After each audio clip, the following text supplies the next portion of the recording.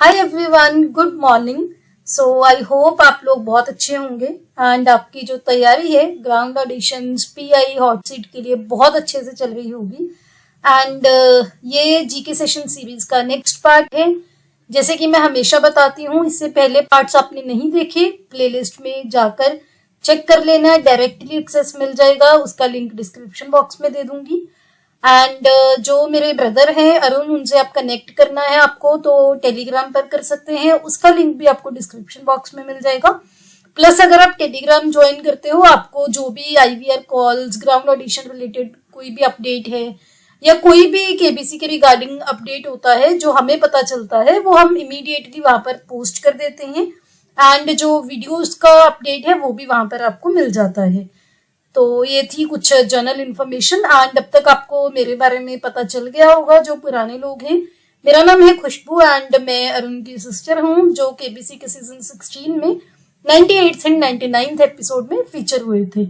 सो आज मैंने last video में आपको बोला था कि मैं एलिमिनेशन टेक्निक के बारे में आपको बताऊंगी, तो आज मैं उसके बारे में भी बताऊंगी। एंड जैसे कि हमने टेलीग्राम पे डिस्कस किया था, नंबर ऑफ क्वेश्चंस मैंने थोड़े से बढ़ाए हैं। एक और चीज मैं आपसे ना ये डिस्कस करना चाहती हूँ। मुझे एक दो लोगों के कमेंट्स आए कि मैं बहुत क्वेश्चंस पूछती हूँ आपके लिए, जो कमेंट्स में लिखने के लिए।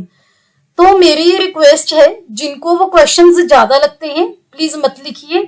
जिनका एक ने तो कमेंट किया, मेरा टाइम वेस्ट होता है वो कमेंट करने में ना, क्वेश्चन के आंसर जो है वो टाइप करते हुए मेरा टाइम वेस्ट होता है।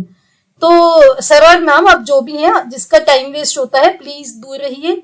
अगर आप जीके के क्वेश्चन के आंसर नहीं दे सकते या फिर आपको लगता है इससे आपका टाइम वेस्ट हो रहा है, तो मुझे नहीं लगता आपका यहाँ पर रहने का कोई फायदा है, यू कैन लीव। एंड जो बाकी लोग हैं जो कमेंट्स में जो हर क्वेश्चन का आंसर देते हैं, आई होप आपको उसका बेनिफिट लग रहा होगा, आपको कुछ ना कुछ नया जरूर सीखने को मिल रहा होगा। क्योंकि मैं हमेशा बोलती हूँ, अगर आपको किसी चीज का आंसर नहीं पता, उसके बारे में पढ़िए, गूगल पे सर्च करिए, अच्छे से पढ़ के फिर लिखिए, तो आपका उसमें फायदा ही होगा। प्लस अगर आपको नहीं आता, जो दूसरे लोग कमेंट करते हैं उनका आंसर पढ़ के भी आपको जो है नॉलेज मिलती होगी। एंड आई थिंक यही कुछ जनरल चीजें थी जो मैंने एड्रेस करनी थी। इसके अलावा कोई भी क्वेरी होगी आपकी तो आप कमेंट बॉक्स में लिख सकते हैं। कुछ जेन्युइन क्वेरीज होती हैं, वो समझ आती है। जैसे काफी लोगों ने बोला कि क्वेश्चन जो है स्क्रीन पर अगर लिखा जाएगा ज्यादा अच्छा लगता है, वो मैं भी समझती हूँ। मैंने आपसे प्रॉमिस किया था, वो कमिंग वीडियोस में मिल जाएगा। और देखिए अभी मैं आपको स्क्रीन पे क्वेश्चन आंसर हर चीज जो है आपको रिटर्न रूप में वो आपको मिल रहा है, रिटर्न फॉर्म में, राइट। तो कुछ ढंग का वो होता है ना सजेशन, उसको लिखा कीजिए। जो ऐसी चीजें है ना, हमारा टाइम वेस्ट हो रहा है तो भाई बैठे क्यों हो, चले जाओ यहाँ से, लीव। आपका टाइम वेस्ट हो रहा है आंसर, जीके का आंसर देने में। तो मैं तो कहती हूँ ग्राउंड ऑडिशन में भी मत जाइए, हॉट सीट पे भी मत जाइए, वहां पे भी फिर आपको क्वेश्चंस पूछे जाएंगे तो आपका टाइम ही वेस्ट होगा।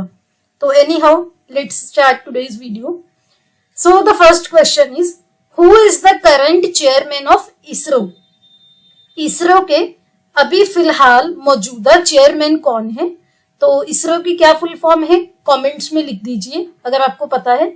एंड इसरो के करंट चेयरमैन जिनको पता है वो भी कमेंट्स में लिख दीजिए, जिनको नहीं पता अभी आपको आंसर दिख जाएगा स्क्रीन पे। तो इसरो के जो करंट चेयरमैन है वो कौन है? डॉक्टर वी नारायणन जी। डॉक्टर वी नारायणन जी इसरो के करंट चेयरमैन है। इन्होंने चेयरमैनशिप 2025 में ही अज्यूम की है। एंड आपके लिए क्वेश्चन, इसरो के डॉक्टर वी नारायणन से पहले चेयरमैन कौन थे, वो आपको कमेंट्स में लिखना है। एंड अगर आपको ये पता है कि जब चंद्रयान 3 हमने लॉन्च किया था उस टाइम पे इसरो के चेयरमैन कौन थे, आप वो भी कमेंट्स में लिख सकते हैं, आपकी जो नॉलेज है वो चेक हो जाएगी। Next question is, who is known as Punjab Kesari? Punjab Kesari के नाम से किनको जाना जाता है? पंजाब केसरी के नाम से किनको जाना जाता है, वो आपको पता है, कमेंट्स में लिख दीजिए। एंड जिनको नहीं पता उनको अभी आंसर दिख जाएगा। तो लाला लाजपत राय जी हैं, जो बहुत ही फेमस पर्सनैलिटी थे, जिन्होंने हमारे इंडिपेंडेंस के टाइम पे बहुत सिग्निफिकेंट रोल प्ले किया है, उनको बोला जाता है पंजाब केसरी। अब हम ये क्यों डिस्कस कर रहे हैं? 28 जनवरी को ना उनकी बर्थ एनिवर्सरी होती है। एंड हमारे honourable prime minister Narendra Modi ji ने उनको श्रद्धांजलि दी है, ट्रिब्यूट दी है। तो अगर आपके देश के जो हेड हैं, चाहे वो ऑनरेबल प्रेसिडेंट हैं, चाहे वो प्राइम मिनिस्टर हैं, अगर वो किसी को श्रद्धांजलि दे रहे हैं तो प्लीज उनके बारे में पढ़ लिया कीजिए। पोटेंशियल क्वेश्चन बनते हैं। आपके जो लीडर्स हैं किसी देश के दौरे पर जा रहे हैं, वो अपनी स्पीच में कोई चीज मेंशन कर रहे हैं, वहीं से क्वेश्चंस उठ के आते हैं, तो उसको ध्यान से सुन लिया कीजिए, पढ़ लिया कीजिए उसके बारे में। तो हमारे honourable prime minister Narendra Modi ji ने लाला लाजपत राय जी को श्रद्धांजलि दी थी उनकी बर्थ एनिवर्सरी पे, जो होती है 28 जनवरी को, क्योंकि उनका जो जन्म है वो 28 जनवरी 1865 ईस्वी में पंजाब के डूडी के विलेज में हुआ था। तो ये आपको पता होना चाहिए, ये आपका एडिशनल पॉइंट हो गया कि उनका बर्थ एनिवर्सरी कब होती है एंड उनका जन्म कब हुआ था, कहाँ हुआ था। लाला लाजपत राय जी को पंजाब केसरी के नाम से जाना जाता है, जिसका मतलब क्या है, पंजाब केसरी का क्या मतलब है, ये भी आपसे केबीसी में पूछ सकते हैं। लाइन ऑफ पंजाब, यानी कि पंजाब का शेर। एक बहुत आपको रिस्पेक्टफुल उसमें फॉर्म में आपको ये टाइटल दिया जाता है। एंड लाला लाजपत राय जी काफी प्रोमिनेंट इंडियन रेवोल्यूशनरी थे, ऑथर भी थे, ऑथर यानी कि लेखक भी थे, फ्रीडम फाइटर थे, हमारी आजादी के लिए काफी लड़े वो। तो उनको अगर आपको पता है ना कि उनकी डेथ कैसे हुई थी, कमेंट्स में लिखना। अगर आपको नहीं पता तो भी कमेंट्स में लिखना, मैं नेक्स्ट वीडियो में आपको बताऊंगी वो भी। एंड उनकी जो इंडियन इंडिपेंडेंस मूवमेंट में उनका जो रोल था उसके लिए वो जाने जाते हैं। तो ये ध्यान रखना, इंपॉर्टेंट क्वेश्चन है।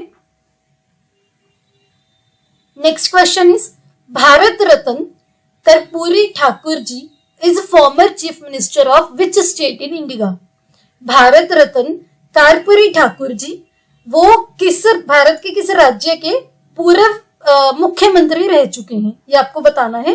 कर्पूरी ठाकुर जी जिनको भारत रत्न अवार्ड भी मिला हुआ है, भारत के किस राज्य के पूर्व चीफ मिनिस्टर थे, इसका आंसर है बिहार, क्योंकि वो बिहार के 2 बार मुख्यमंत्री रहे हैं। एक तो 11th चीफ मिनिस्टर थे 1970 to 71 कुछ टाइम के लिए, देन 1977 to 79 के लिए। तो जिनको इंग्लिश में कुछ दिक्कत है ना, उसके लिए भी मैंने यहाँ पे टाइप कर दिया, तो आप यहाँ से पढ़ सकते हैं। तो भारत रत्न जो कर्पूरी ठाकुर जी हैं, उनकी क्या बोलते हैं, बर्थ एनिवर्सरी थी हाल ही में 24 जनवरी को, तो हम ये डिस्कस कर रहे हैं। ऑल्सो काफी प्रोमिनेंट पर्सनैलिटी हैं, पूर्व जो मुख्यमंत्री रह चुके हैं 2 बार, काफी प्रोमिनेंट इंडियन पॉलिटिशियन थे। इनको प्यार से जन नायक के नाम से भी जाना जाता है। तो आपको डायरेक्ट क्वेश्चन में पूछा जा सकता है कि जन नायक के नाम से किनको जाना जाता है, तो याद रखना कर्पूरी ठाकुर जी, जिनको भारत रत्न अवार्ड भी मिला हुआ है। एंड इनका जन्म हुआ था बिहार के दरभंगा जिले के पितौंजिया नाम की जगह पर, जिसका नाम जो बदल के अब इन्हीं के नाम पर कर्पूरी ग्राम रख दिया गया है। तो सारे पॉइंट्स बहुत इंपॉर्टेंट है, ध्यान रखना। अपने एंड पे कुछ करना चाहते हो, कर्पूरी ठाकुर जी की फोटो देख लेना। तो कई बार क्या है, पिक्चर दिखा के भी आपको पूछा जा सकता है। एंड अब आपके लिए क्वेश्चन, बिहार के जो बॉर्डर्स हैं किस किस स्टेट में लगते हैं, एंड मैंने राजधानी चीफ मिनिस्टर तो पूछ लिए थे, और अब आपको बताना है बिहार के प्रोमिनेंट जो नेशनल पार्क है वो भी कमेंट्स में लिख देना। Next question, the terms Dhamma Sangha is related to which religion. 2 यहाँ पे आपको शब्द दिए जा रहे हैं, एक तो है धमा, एक है संघ। धम और संघ ये कौन से रिलीजन से रिलेटेड है, धम को धर्म भी बोला जाता है, तो कौन से रिलीजन से रिलेटेड है, पता है तो कमेंट्स में लिख दीजिए। आपको मैं बता दूं, माइथोलॉजी में अकेली रामायण महाभारत नहीं आती है, सारी चीजें आती हैं। तो मैं ट्राई कर रही हूँ मल्टीपल चीजें आपको जो है कवर करने की आपके लिए। तो जिनको नहीं आंसर पता मैं बताती हूँ। तो जो बुद्धिज्म है ना, बुद्धिज्म में 3 रत्न एक बोलते हैं, जिसको इंग्लिश में 3 ज्वेल्स बोला जाता है या 3 ज्यूल्स बोला जाता है। कौन कौन से हैं वो, बुद्ध, धर्म या धम या संघ। बुद्धा जी खुद, जो हमारे गौतम बुद्धा जी, रिस्पेक्टेड गौतम बुद्धा जी। धर्म या धम उनकी जो टीचिंग्स थी, जो उनके सिद्धांत थे। संघ क्या है कि जो आप बोलते हो कि जो लोग फॉलो करते हैं इसको, जो प्रैक्टिस करते हैं, उनकी कम्युनिटी, उसको क्या बोलते हैं, संघ। तो ये 3 रत्न किसमें है, बुद्धिज्म में। डायरेक्ट क्वेश्चन पूछा जा सकता है। और बुद्धिज्म क्यों ज्यादा इंपॉर्टेंट है ना, वैसे तो बुद्धिज्म हर रिलीजन की अपनी इंपॉर्टेंस है, लेकिन अभी जो हमारे चीफ जस्टिस ऑफ इंडिया है ना BR गवई जी, वो भी बुद्धिस्ट हैं और भारत के पहले बुद्धिस्ट चीफ जस्टिस हैं। तो मैं एक्सपेक्ट कर रही हूँ कि कहीं ना कहीं जो ग्राउंड एडिशन है PI है हॉट सीट पे बुद्धिज्म के रिलेटेड क्वेश्चन आपसे पूछा जाएगा। तो ध्यान रखना, मैं ज्यादा से ज्यादा चीजें आपको यहाँ पे भी कवर करवा दूंगी, अपने एंड पे भी आप कर सकते हो। तो ये मैंने आपको बता दिया। Next question is who was given the title लख बख्श, जिसको बोलते हैं giver of lakhs in history. हमारे जो इतिहास में लख बख्श या फिर लैक्स में देने वाले, वो किसको टाइटल दिया गया था? तो जिनको पता है कमेंट्स में लिख देना। अभी अब तक आपको पता चल ही गया होगा, हमने हिस्ट्री से, माइथोलॉजी से, करंट अफेयर से, हर चीज से मैं क्वेश्चन से डालने की कोशिश कर रही हूँ। तो आंसर पता है कमेंट्स में लिख देना, जिनको नहीं पता उनको मैं बताती हूँ। जो लख बख्श टाइटल है, जिसका मतलब है गिवर ऑफ लैक्स, जो आप लाखों में जो आगे दान देते हैं, वो मिला था कुतुबुद्दीन ऐबक को, जो कि दिल्ली सल्तनत के दिल्ली वंश था उसके पहले सुल्तान थे। और जो गुलाम वंश था ना, स्लेव डायनेस्टी, उसकी स्थापना भी कुतुबुद्दीन ऐबक ने ही की थी। तो ये एडिशनल पॉइंट याद रखना। दूसरा, ये टाइटल उनको क्यों दिया गया था? क्योंकि वो बहुत ज्यादा दान करते थे, डोनेशंस बहुत ही ज्यादा देते थे, तो उनको लख बख्श का टाइटल जो है वो दिया गया था।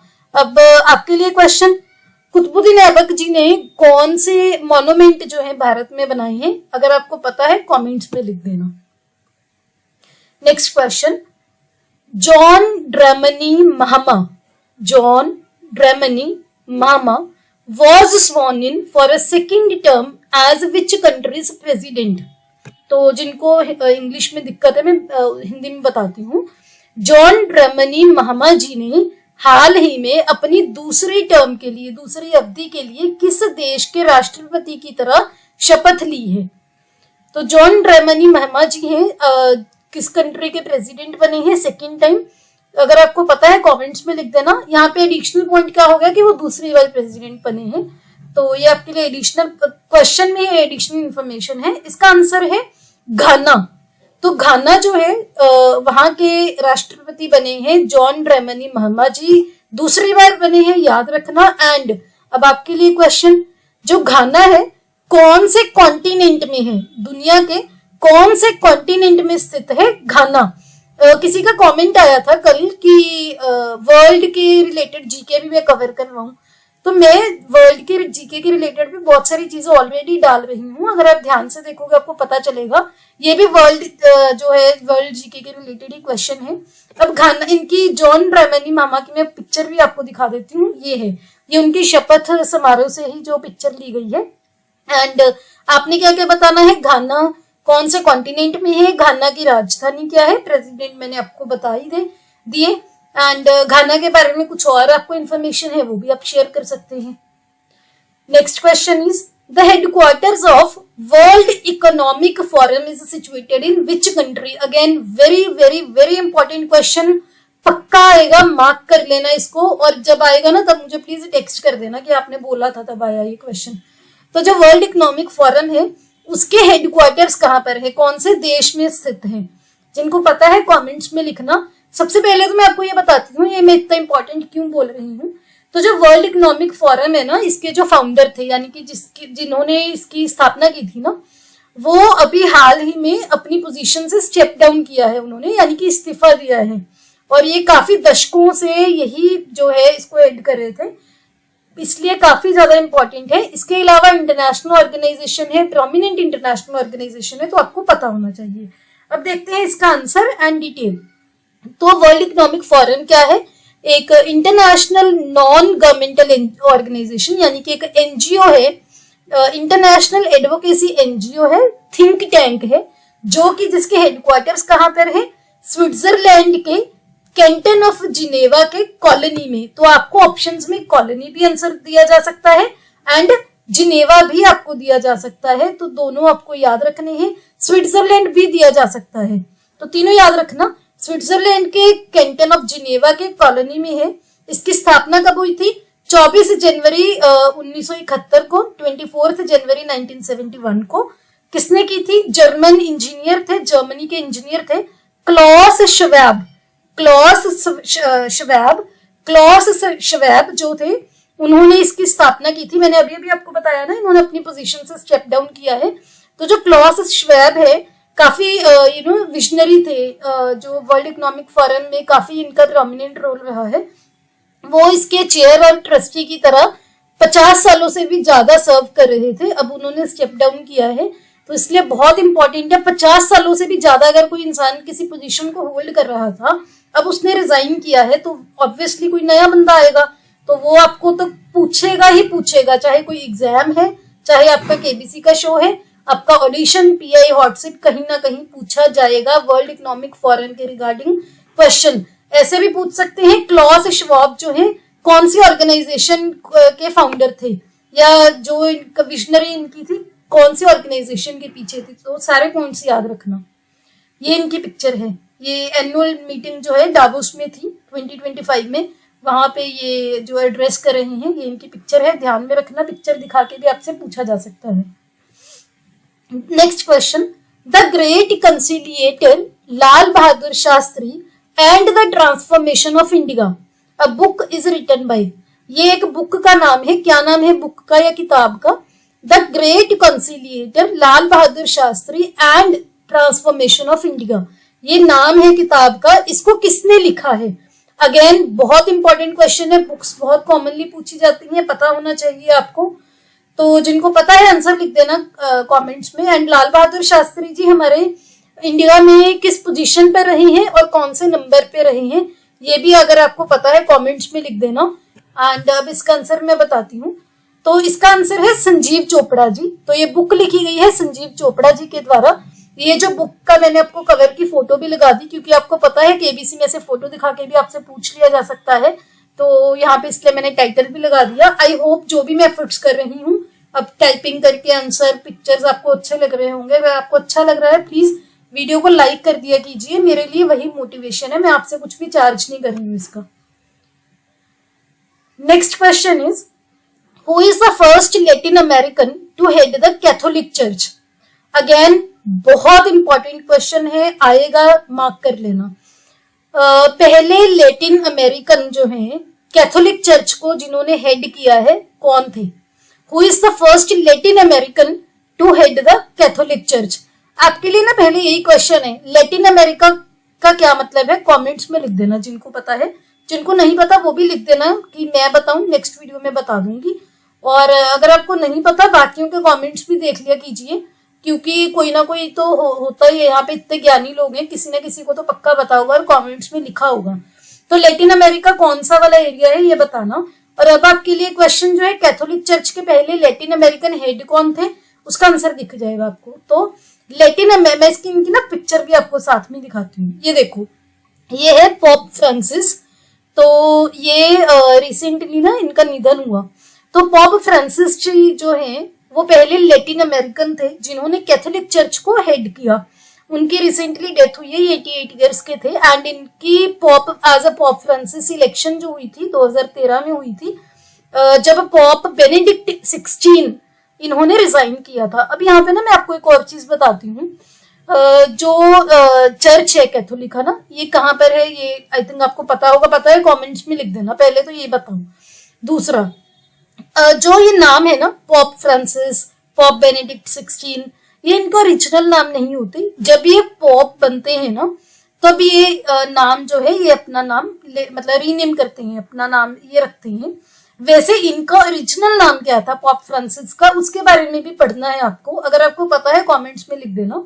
एंड एक चीज और पढ़ना, वो मैं यहाँ पे एक्सप्लेन नहीं कर सकती क्योंकि थोड़ी वीडियो लंबी हो जाएगी, कि जब जो पोप होते हैं ना, जो कैथोलिक चर्च के पोप होते हैं, उनकी जो इलेक्शन है वो कैसे होती है। बहुत ही इंटरेस्टिंग प्रोसेस होता है। उसमें ना आपको दो चीजें देखने को मिलेंगी, एक व्हाइट स्मोक, एक ब्लैक स्मोक। तो उसके बारे में भी पढ़ना, क्योंकि वो क्वेश्चन भी आपको आ सकता है, वो जरूर पढ़ना।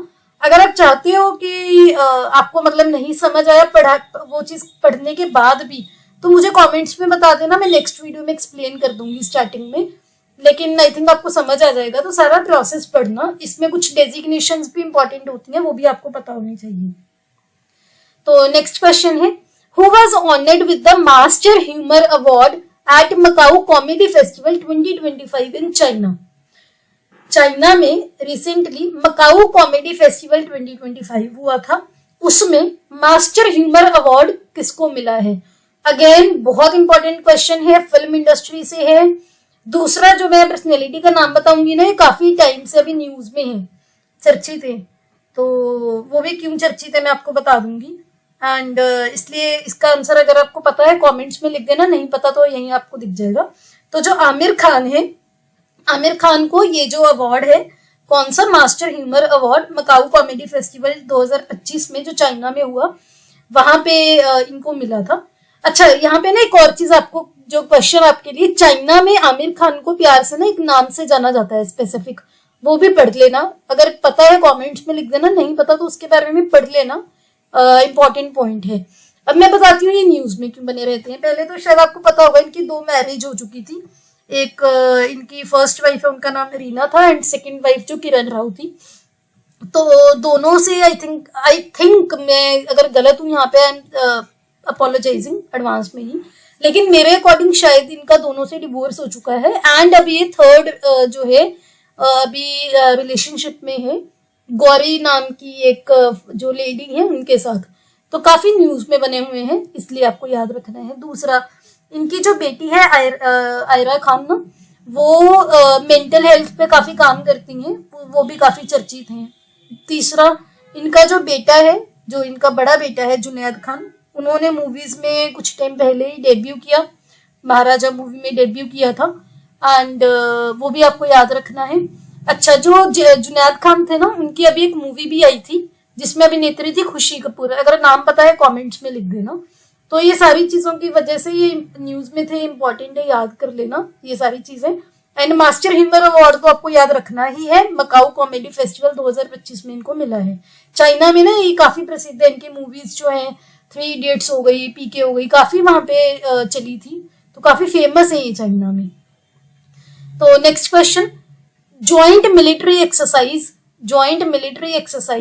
Dust leak 6 is conducted between which exercises. तो आपने बोला था ना मुझे मैं मिलिट्री एक्सरसाइज लेके हूँ, तो उसी की वजह से मैं कोशिश कर रही हूँ कि डेली एक एक करके आपको याद करवा दूं वो। तो जो डस्ट लिक 6 या फिर दुस्त लिक 6 जो है, ये ज्वाइंट मिलिट्री एक्सरसाइज कौन कौन से 2 देशों के बीच में कंडक्ट की जाती है, वो क्वेश्चन है। पता है नीचे कमेंट्स में लिख दीजिए, एंड जिनको नहीं पता अभी पता चल जाएगा, स्क्रीन पे आपको दिख जाएगा। तो जो दुस्त लिक 6 है या डस्ट लिक 6 है, ज्वाइंट मिलिट्री एक्सरसाइज है, किन किन के बीच में? इंडिया और उज्बेकिस्तान के बीच में। और ये कहां पर हुई है? ओंद के जो फॉरेन ट्रेनिंग नोड है वहां पर। अब आपके लिए क्वेश्चन, नेचुरली क्वेश्चन आए, मतलब कोई नई चीजें मैं आपसे पूछूंगी। उज्बेकिस्तान की राजधानी बता दीजिए। उज्बेकिस्तान सेंट्रल एशिया में है, तो आपको बॉर्डर नेशंस देखनी है, वो अगर पता है कमेंट्स में लिख देना। राजधानी आप बताओगे, हेड कौन है आप वो बताओगे, करेंसी पता है वो भी बताओगे। एंड उज्बेकिस्तान जो है ना वो चलो बस आप इतना ही बताना। इसके बाद कुछ एडिशनल चीजें होंगी ना, मैं ही जो फ्यूचर की वीडियोस है उसमें जो है डिस्कस करूंगी। तो जो दुस्तलिक है, उज्बेकिस्तान और इंडिया में है दुस्तलिक, तो याद कर सकते हो। एंड अगर आपको याद नहीं होता, कुछ हिंट लेना है, डस्ट से ले सकते हो कि मैं ना भारत से उज्बेकिस्तान घूमने गई और वहां पे बहुत डस्ट देखी मैंने, ऐसे याद कर लेना। तो ऐसे याद करोगे ना, वहां पे क्वेश्चन आएगा, प्रॉमिस है मेरा, ऐसी ऐसी वियर्ड चीजों से याद करोगे ना, वहां पे स्ट्राइक हो जाती है। तो क्या याद करोगे? मैं उज्बेकिस्तान में गई या गया भारत से, वहां पे बहुत ज्यादा डस्ट थी, तो वहां से आपको दुस्तलिक एक्सरसाइज याद हो जाएगी। और यहाँ पे एक और चीज मैं आपको बता दूं कि जो ज्वाइंट एक्सरसाइज होती है ना, ये मिलिट्री आर्मी और मिलिट्री एयरफोर्स नेवी तीनों में होती हैं। ये भी आप ध्यान में रखना कि ये मिलिट्री की एक्सरसाइज है। Next question, which company launched the first human space flight to cruise directly over Earth's polar regions. बहुत बहुत इंपॉर्टेंट क्वेश्चन है। क्यों इंपॉर्टेंट है? पहली बार तो ये फर्स्ट टाइम हुआ कि कोई ह्यूमन स्पेस फ्लाइट गई थी वहां पे, तो इस वजह से इंपॉर्टेंट है। और दूसरा, अर्थ के पोलर रीजन्स। अब पोलर रीजन्स कौन से हैं? हमारी धरती पे एक तो भूमध्य रेखा है जिसको इक्वेटर बोलते हैं, दूसरा है हमारी धरती पे पोल्स जो कि 90 डिग्री पे हैं। एक नॉर्थ पोल जो आर्कटिक रीजन जहां पर है, दूसरा साउथ पोल 90 डिग्री साउथ जहाँ पे अंटार्कटिका वाला रीजन है, आपको पता होगा शायद। अब वहां पे जो अर्थ के पोलर रीजन्स हैं जहां पर टेम्परेचर इतना कम होता है, वहां पर पहली ह्यूमन स्पेस फ्लाइट, एक स्पेस फ्लाइट में इंसानों को भेजा गया क्रूज करने के लिए डायरेक्टली। तो कौन सी कंपनी ने भेजा, ये आपका क्वेश्चन है। पता है कमेंट्स में लिख दीजिए, जिनको नहीं पता भी स्क्रीन पे आपको दिख जाएगा। आई होप आपको क्वेश्चन समझ आ गया होगा कि भारत के पोलर रीजन्स कौन सी, 90 degree north and 90 degree south. First human space flight गई थी एंड किस कंपनी ने लॉन्च की, अभी दिखाती हूँ आपको।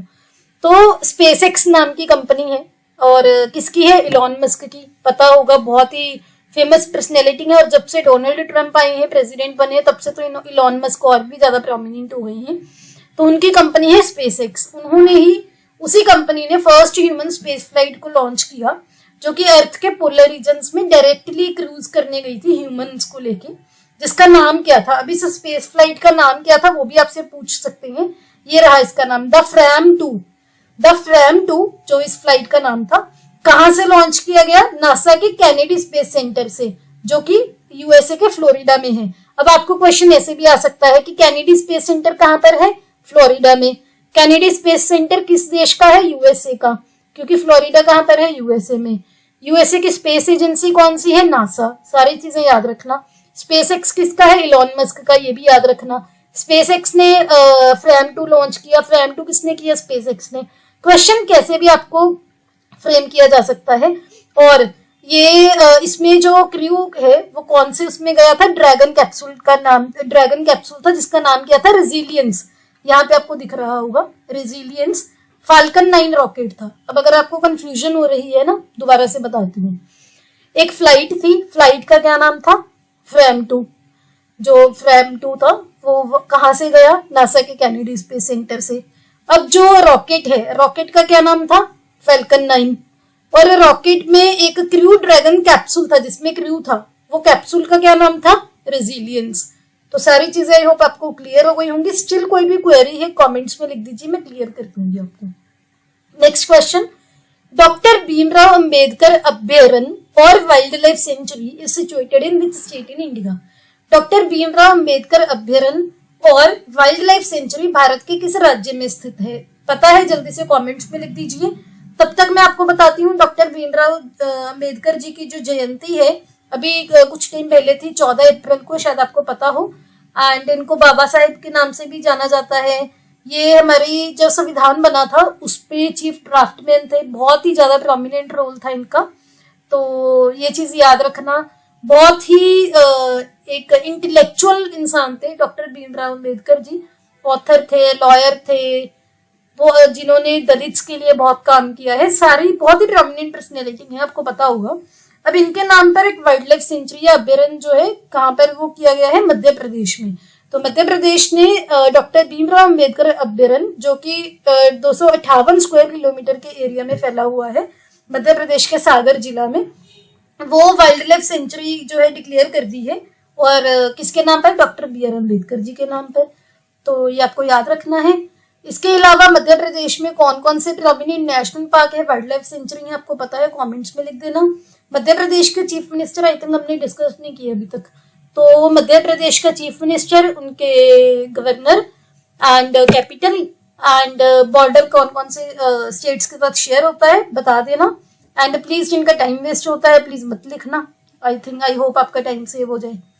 Next question, the 5th edition of Khelo India Winter Games 2025 was held in which state or UT in India? तो खेलो इंडिया विंटर गेम्स, हमने खेलो इंडिया यूथ गेम्स डिस्कस की थी पहले, याद है, कमेंट्स में लिख देना खेलो इंडिया यूथ गेम्स कहाँ पर हुई है। मैंने डिस्कस कर चुकी हूँ अपने जीके सेशन में।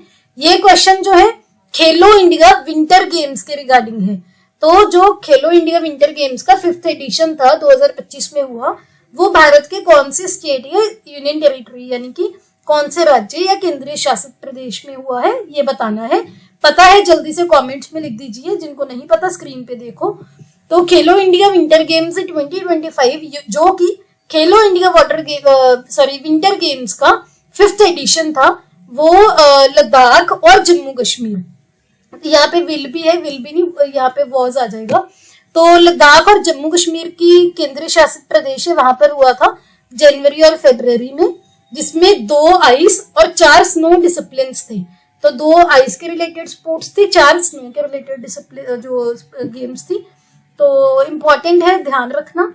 एंड ये थे आज के क्वेश्चन। अब मैं आपको होमवर्क देती हूँ, जैसे कि हमेशा ही देती हूँ। पहला आपका क्वेश्चन जो मैं पूछूंगी बॉलीवुड के रिगार्डिंग, तो जो राजेश खन्ना जी थे, राजेश खन्ना जी जो कि बॉलीवुड के अभिनेता हैं, उनके जो सन इन लॉ है, सन इन लॉ होते हैं उनकी बेटी के हस्बैंड, उनके सन इन लॉ का नाम बताना। राजेश खन्ना जी के सन इन लॉ का नाम बताना, जो कि बॉलीवुड के एक अभिनेता भी हैं। तो ये आपको बताना है कमेंट सेक्शन में, पहला क्वेश्चन। अगला क्वेश्चन जो आपको बताना है वो ये कि राजा दशरथ का पुत्र इष्ट यज्ञ किसने करवाया था? राजा दशरथ का पुत्र इष्ट यज्ञ किसने करवाया था? तो इसके मैं ऑप्शन दूं आपको, चलो ऑप्शन देते हैं इसमें आपको। ऋषि भारद्वाज, ऋषि अत्रि, ऋषि विश्वामित्र एंड ऋषि श्रृंग। तो ये 4 ऑप्शन थी, ऋषि भारद्वाज, ऋषि अत्रि, ऋषि विश्वामित्र एंड ऋषि श्रृंग। तो ये आपको याद रखना है, सॉरी आंसर बताना है कमेंट्स में। एंड नेक्स्ट क्वेश्चन जो है आपके लिए वो ये कि जो दुर्योधन थे, महाभारत के अनुसार दुर्योधन ने कर्ण को कहाँ का राज्य मित्र तत्व रूप भेंट कर दिया था? यानी कि महाभारत के अनुसार दुर्योधन ने कर्ण को मित्रता के मतलब दोस्ती के लिए ही कौन सा राज्य स्टेट जो है वो भेंट कर दिया था? इसमें भी आपको ऑप्शन दे देती हूँ, मत्स्य देश, पंचाल, इंद्रप्रस्थ और अंग देश। तो ये 2 थे आपके क्वेश्चंस जो आपको आंसर देना है कमेंट्स में। एंड इसके अलावा आपके लिए कुछ और क्वेश्चन पूछूं क्या? चलो आज के लिए बहुत है। एंड मिलते हैं बहुत जल्द नेक्स्ट वीडियो में। वीडियो अच्छी लगी हो लाइक कर दिया कीजिए, मोटिवेशन है कमेंट्स में, कोई भी क्वेरी है, कोई जो भी क्वेश्चन पूछे वो दे दीजिए। मिलते हैं बहुत जल्द नेक्स्ट वीडियो में। Till then have a nice day, अपना ध्यान रखिए, पढ़ाई करते रहिए। Thank you so much.